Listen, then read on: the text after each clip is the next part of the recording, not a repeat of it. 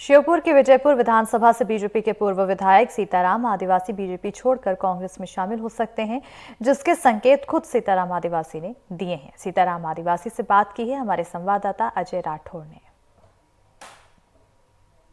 कांग्रेस छोड़कर बीजेपी में शामिल हुए रामनिवास रावत को बीजेपी सरकार ने मंत्री तो बना दिया। ऐसे में अब उनके इस्तीफे देने के बाद अब विजयपुर विधानसभा में उपचुनाव होना है। ऐसे में अब रूटने बनाने का दौर भी शुरू हो गया है। बीजेपी के दो विधायकों की अगर बात करें तो बीजेपी के दो विधायक रामनिवास के बीजेपी में आने और उनके मंत्री बनने के बाद काफ़ी नाराज है।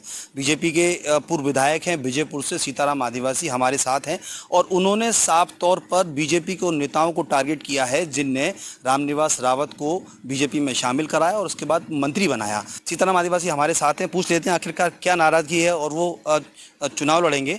सीताराम जी, पहली बात तो बता दीजिए कि नाराजगी है और नाराजगी क्यों हुई?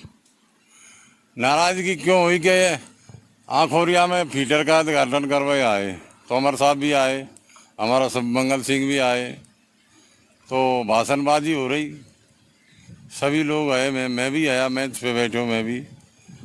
तो मंगल सिंह का कहना है कि हमारे जीत रामनिवास रावत ने दिलाई है, बाकी किसी ने नहीं दिलाई। लोकसभा में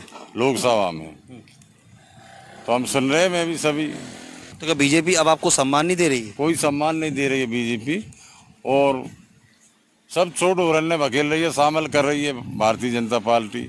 जबकि हमारे सीट बहुत है, हमारे पास मध्य प्रदेश में विधायक भी बहुत है, ऐसी क्या जरूरत पड़ रही है? तो हमारे मुख्यमंत्री है मोहन सिंह यादव, तो उनका भाईला चारा बताया कि हमारा भाईला तो पार्टी में भाईला चारा थोड़ी है, क्या इसकी घर की सरकार थोड़ी है, कैसी की पार्टी है? पार्टी तो सबकी है और राष्ट्रीय पार्टी है। तो ये मुख्यमंत्री ने किया जो भी किया है, जे एक तो अमर साहब ने किया है, बाकी और किसी ने नहीं किया। आप पसंद नहीं करते रामनिवास जी को बीजेपी में? नहीं, कोई दिक्कत नहीं, पूरी जनता नहीं कर रही। हमारा कार्यकर्ता लड़ाई कर करके लट चलाते और कई साल हो गए इससे लड़ते। आतंक है इनका तो बहुत, रावत इनका एक विधायक बना जाए तो पूरा ही विधायक हो जाते हैं रावत। तो उपचुनाव में अब आप टिकट की दावेदारी कर रहे हैं? हाँ बिल्कुल, टिकट की दावेदारी है। मैं बीजेपी से मांग रहा हूँ टिकट। पहले तो बीजेपी से मांगा, अगर नहीं दिया तो हम कांग्रेस से टिकट लेंगे और कांग्रेस हमें देगी, विश्वास करेगी हमारा। बीजेपी ने तो तय कर रखा है कि वो रामनिवास को टिकट देंगे। पक्का है, वो तो रामनिवास मंत्री बना दे, अजय भी कैबिनेट मंत्री, बताओ।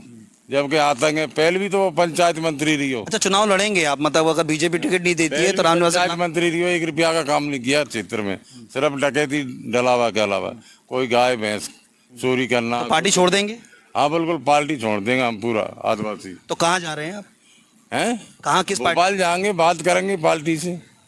अच्छा, आपने ये इशारा भी किया है कि कांग्रेस संपर्क में है, कांग्रेस के नेता जो हैं इस बयान के बाद आपके संपर्क में है? संपर्क में है। अच्छा, कौन संपर्क में है कांग्रेस के नेता? सभी है, फोन आ रहे हैं सब उनके। अच्छा, क्या कह रहे हैं? कि भाई हमारी पार्टी में आ जाओ। अच्छा, क्या टिकट की कह रहे हैं? टिकट देंगे रामनिवास जी के खिलाफ? हाँ, टिकट मिलेगा मुझे। साफ तौर पे कहना है कि बीजेपी में सहरिया और वो खुद उपेक्षित हो रहे हैं, और जबकि सहरिया समाज के तौर पे सीताराम आदिवासी का एक बड़ा कद है। लेकिन सबसे बड़ी मुश्किल अब बीजेपी को होने वाली है, और खासकर ये बड़ी मुश्किल रामनिवास रावत के सामने होगी जब वो बीजेपी से चुनावी मैदान में होंगे। हालांकि गोपाल भार्गव और कई नेताओं ने भी रामनिवास के मंत्री बनने के बाद अपनी नाराजगी जताई थी। ऐसे में सवाल ये उठता है कि बीजेपी अब सीताराम को कैसे बनाएगी? अजय राठौर, एनडीटीवी, श्योपुर।